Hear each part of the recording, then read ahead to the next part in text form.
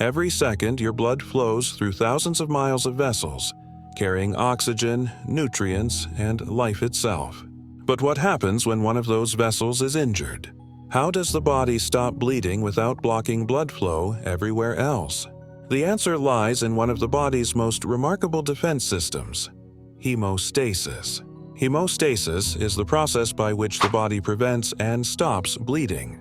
It's a perfectly balanced system that plugs leaks when they happen and keeps blood flowing freely when they don't. If the balance tips too far one way, you bleed too much. Too far the other, and you form dangerous clots or thromboses.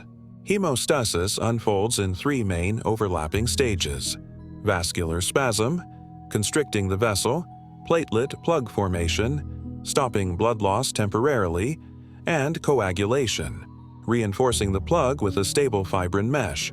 Let's see how each step works. The very first response to injury is vasoconstriction. Smooth muscle in the vessel wall contracts, narrowing the opening and reducing blood loss. Endothelial cells release endothelin, a powerful vasoconstrictor, while activated platelets release thromboxane A2. It's a quick, localized squeeze, buying time for the next step to begin. When the vessel lining is damaged, collagen fibers are exposed. Platelets circulating nearby immediately recognize this signal. They attach through a molecule called von Willebrand factor, which acts like glue, binding the platelets to the vessel wall via their GPIB receptors. Once attached, platelets activate, changing shape from smooth discs into sticky, spiky cells. They release chemicals like ADP, serotonin, and thromboxane A2, which recruit more platelets to the site.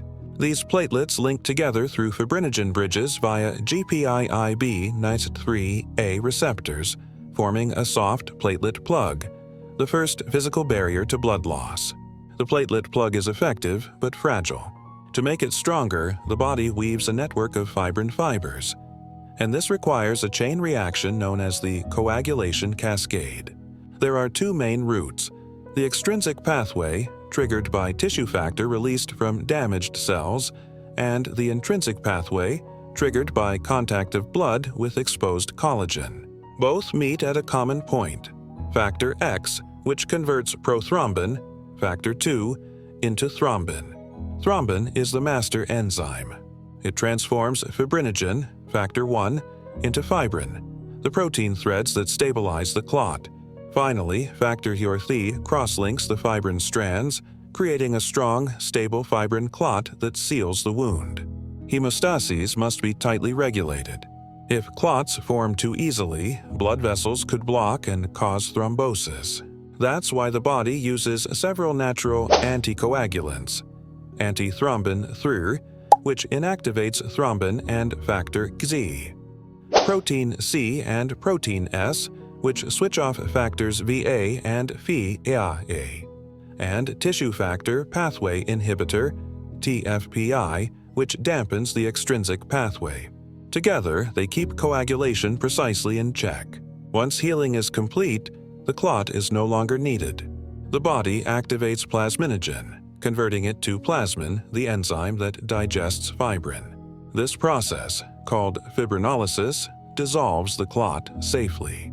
A marker of this process, D-dimer, is often measured in blood tests to detect recent clot formation and breakdown.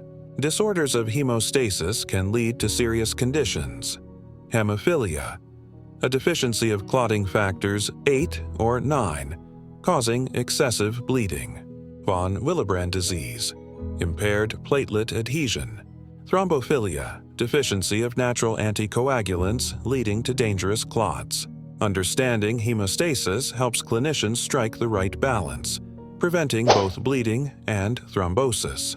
Hemostasis is the perfect example of nature's balance, a system strong enough to seal a wound, yet smart enough to know when to stop.